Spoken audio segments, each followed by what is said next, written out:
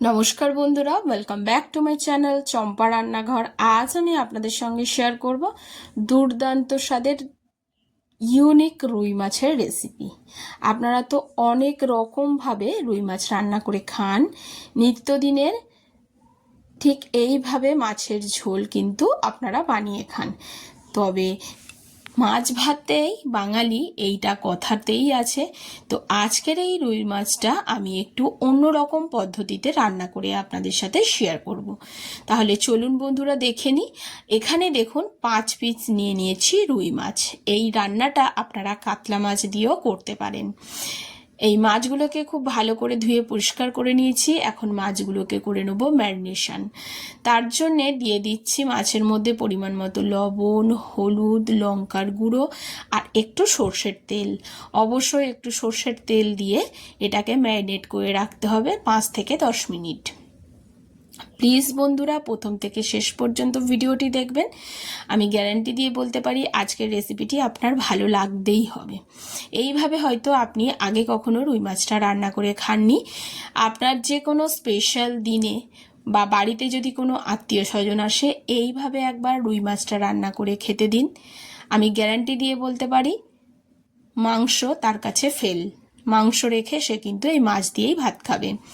এখন মাছটাকে সরিয়ে রেখে একটা বাটি নিয়ে নিয়েছি। বাটির মধ্যে মশলা বানাবো, তার জন্য নিয়ে নিয়েছি 1 ইঞ্চি আদা। যেহেতু 5 পিস মাছ তাই জন্য অল্প আদা দিয়েছি। 5-6 পিস কোয়া রসুন দিয়েছি আর একটা পেঁয়াজকে কুচি করে নিয়েছি। তবে আপনারা চাইলে কিন্তু বন্ধুরা মাছের পরিমাণটা বাড়ানোর সঙ্গে সঙ্গে এই মশলাগুলোর পরিমাণগুলো একটু বাড়িয়ে নেবেন। এখন পেঁয়াজ, আদা, রসুন দিয়ে দেওয়ার পরে এর মধ্যে দিয়ে দিচ্ছি 1 চামচ কালো সর্ষে। এখানে চামচটা যেহেতু ছোট তাই জন্য দুবার দিলাম। 1 চামচ হলুদ সর্ষে। অবশ্যই 2 রকম সর্ষে দিতে হবে। আপনাদের মনে হতে পারে সর্ষে দিলে হয়তো তেতো হবে, একদমই না। দিয়ে দিচ্ছি 1 চামচ গোটা ধনিয়া। আর দিয়ে দেব থামনেলে যে আমি দেখিয়েছি গোটা জিরে আর তেজপাতা, সেই তেজপাতা আর জিরেটা। অবশ্যই এখানে তেজপাতাটাকেও বেটে ব্যবহার করতে হবে মশলার মধ্যে।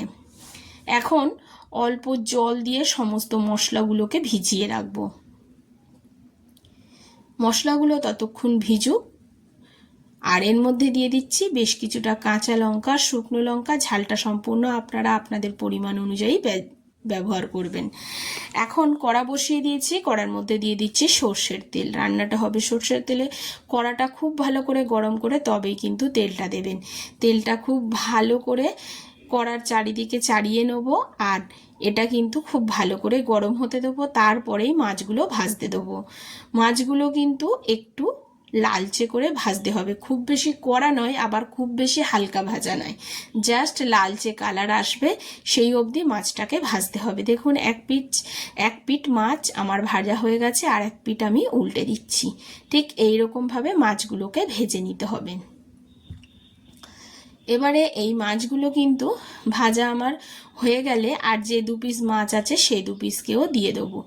এই 3 পিস মাছ ভাজা হয়ে গেছে, তুলে নিচ্ছি। আমি রিকোয়েস্ট করব বন্ধুরা এইভাবে একবার মাছটা আপনারা বানিয়ে খেয়ে দেখবেন, তারপরে আমাকে কমেন্ট করে জানাবেন যে কেমন হয়েছিল। এই মাছগুলো তুলে নেওয়ার পরে যে তেল আছে তার মধ্যে আরও যে 2 পিস মাছ আছে সেই 2 পিস মাছকে আমি দিয়ে দেবো। দেখুন এই 2 পিস মাছ ততক্ষণ ভাজা হোক, যে মশলাটাগুলোকে আমি ভিজিয়ে রেখেছিলাম সেগুলোকে আমি বেটে নেব। তবে বন্ধুরা আমি শিলপাটাতে বাটছি, আপনারা চাইলে এটাকে মিক্সির জারেও বেটে নিতে পারেন। যেহেতু গোটা মশলা আছে, অনেক সময় দেখবেন গোটা মশলা কিন্তু খুব ভালোভাবে মিহি হয় না মিক্সির জারে বাটলে, তার জন্য আমি শিলপাটাতে বেটে নিচ্ছি। আর এই মশলাগুলো যখন বাটবেন দেখবেন এক তেজপাতাটা দেওয়ার কারণে খুব সুন্দর একটা গন্ধ আসবে। খুব ভালো করে মিহি করে আমি সমস্ত মশলাগুলোকে বেটে নিয়ে ফিরে আসছি। দেখুন বন্ধুরা, এখন দেখুন আমার সমস্ত মশলাটাই বেশ মিহি করে বাটা হয়ে গেছে। এবারে এটাকে একটা পাত্রের মধ্যে আমি তুলে নেব। আমার এই ছোট্ট চ্যানেলে বন্ধুরা আপনাদের সাপোর্ট আর সাহায্যের খুবই প্রয়োজন। প্লিজ পাশে থাকবেন আর সাপোর্ট করবেন।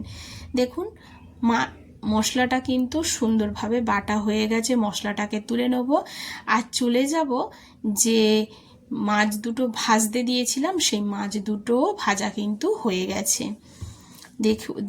দেখে নিই, চলুন। দেখুন মাছগুলো ভাজা হয়ে গেছে। এখন মাছগুলোকে আমি তুলে নেব। মাছ ভাজার যে তেল আছে সেই তেলের মধ্যেই মাছের ঝোলটা হবে। মাছের ঝোলের মধ্যে ফোড়নে দেব গোটা জিরে আর একটা শুকনো লঙ্কা। ফোড়নটাকে একটু ভাজা করে নিয়ে দিয়ে দেব একটা বড় সাইজের টমেটো কুচি। এখানে টমেটোটা আপনারা আপনাদের পরিমাণ অনুযায়ী ব্যবহার করবেন।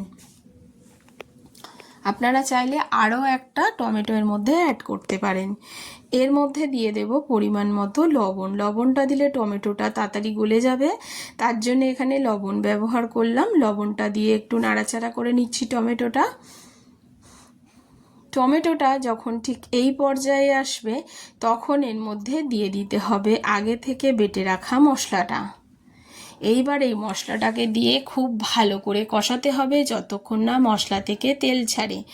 মশলা যত ভালো করে কষাবেন মাছের ঝোলের টেস্ট ততটাই সুন্দর আসবে।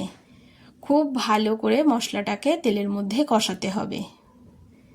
দেখুন এখন এর মধ্যে দিয়ে দেবো একটু হলুদ গুঁড়ো আর দিয়ে দেবো কাশ্মীরি লঙ্কার গুঁড়ো। আপনারা যদি ঝাল লঙ্কার গুঁড়ো দিতে চান এই সময় ঝাল লঙ্কার গুঁড়ো অ্যাড করতে পারেন। কালারের জন্য একটু কাশ্মীরি লঙ্কার গুঁড়ো অ্যাড করলাম।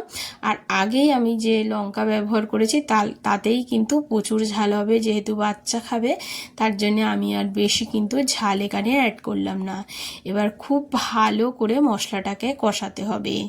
দিয়ে দেব এর মধ্যে সামান্য একটু চিনি দিয়ে মশলাটাকে কষালে বন্ধুরা সুন্দর একটা কালার আসে, তার জন্য একটু চিনি দিয়ে দিলাম। তবে আপনারা যদি অপছন্দ করেন সেক্ষেত্রে এখানে চিনিটাকে স্কিপ করতে পারেন।